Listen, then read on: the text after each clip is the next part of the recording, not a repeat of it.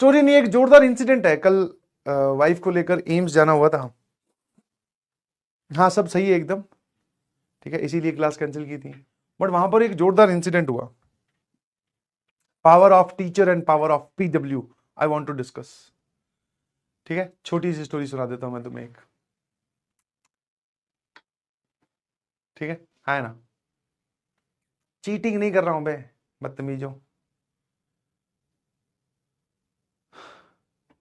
तो एम्स में क्या है, सुबह सुबह ट्यूसडे वाले दिन अपॉइंटमेंट की लाइन लगती है, आपको जाना होता है, बहुत जल्दी आपको जाना होता है, बिकॉज अगर आप लेट गए तो लाइन बहुत लंबी हो जाएगी, हो सकता है आज फिर उस दिन आपका नंबर ही ना आए। तो हम लोग 8:30 बजे ही सुबह पहुंच गए थे एम्स। ठीक है, तो उनको कुछ चेकअप्स करने थे और एक इंजेक्शन लगाना था, उसके लिए उन्हें हमें बेड अलॉट करना था। तो उसके लिए वो बैठा के रख रहे, सरकारी काम जैसा होता है। बोले अब होने वाला है, अब होने वाला है, उन्होंने ऐसे बैठा के रखा काफ़ी देर तक।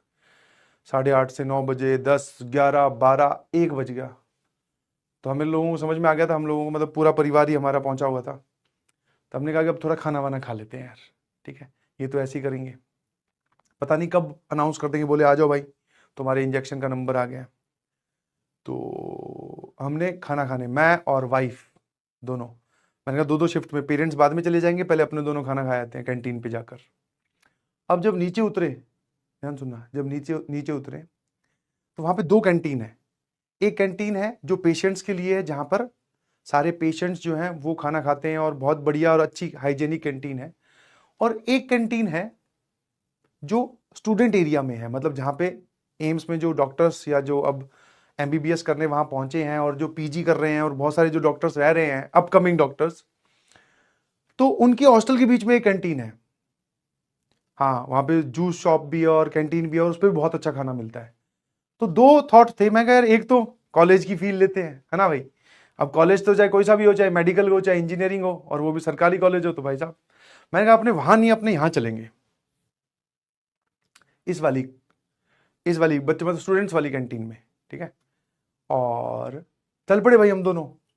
तो वहां पे क्या है, अब जैसे ही आप एंट्री करोगे, हॉस्टल एरिया भी है, तो वहां पे आई कार्ड चेक होता है गेट के अंदर ही, या फिर आपने वो पहन रखा हो व्हाइट कलर का कोट, स्टेथोस्कोप हो गले में, तो आपको जाने देंगे।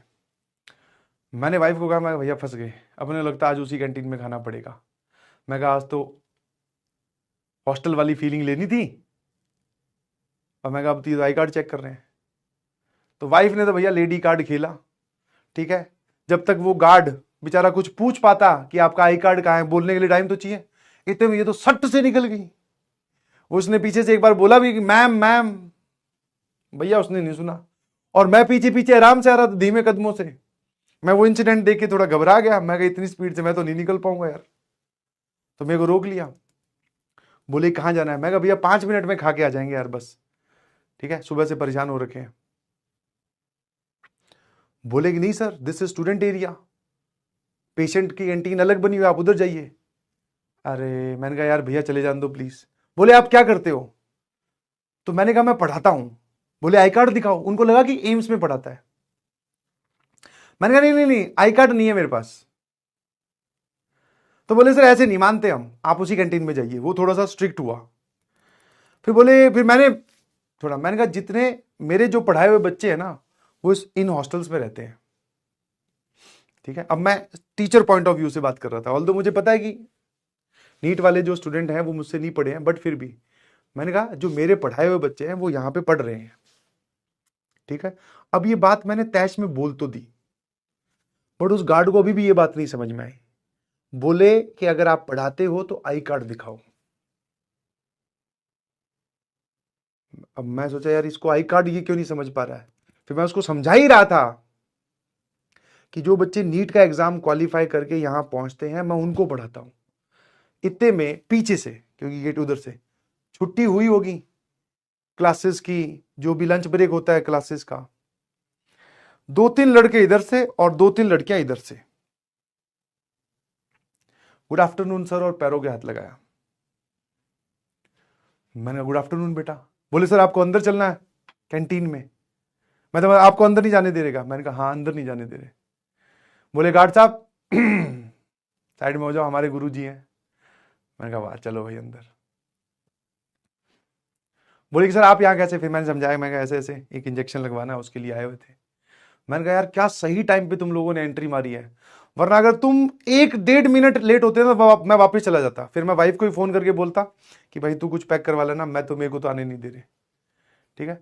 और फिर जो पूरा लड़कों का जमावड़ा है और पूरा ग्रुप जो पहुंचा है वहां कैंटीन वैंटीन में, बोले सर आप तो खाओ जो खाना है, बिल विल भी हम देख लेंगे। मैं कहा वो कोई बात नहीं, तुम्हारा वो। बोले सर हॉस्टल अंदर एक तो थी मार्केट वाली कैंटीन, हॉस्टल्स के बीच में मार्केट होती है, बोले मैं वहां खाने की सोच रहा था। बोले कि सर हॉस्टल चलते हैं, वहां बढ़िया खाना बना हुआ है, वहां खिला के लाते हैं आपको। मैं कहा यार ये भी बढ़िया है। तो वाइफ को मैंने बोला कि तूने तो ऑर्डर कर दिया, तू तो आराम से बैठ के खाओ अपना, मैं हॉस्टल में जाके खा के आता हूं। गए हॉस्टल में, बढ़िया दाल पनीर राइस बढ़िया पेल के आया हूं। और फिर वो बच्चे चले गए, फिर मैं कहा तुम लोग चलो, मतलब मैं चलता हूं, तुम लोग बैठो आराम से। जाते वक्त फिर मैंने उस गार्ड को फिर बोला, मैंने कहा देख, मैंने कहा था ना मेरे पढ़ाए हुए बच्चे यहां पढ़ते हैं। बोला सॉरी सर। और वो बोला कि सर अब उसकी देखना जरा कर्टेसी, बोले सर मेरी ना शिफ्ट चेंज होने वाली है, मेरी 2 बजे तक की ड्यूटी होती है।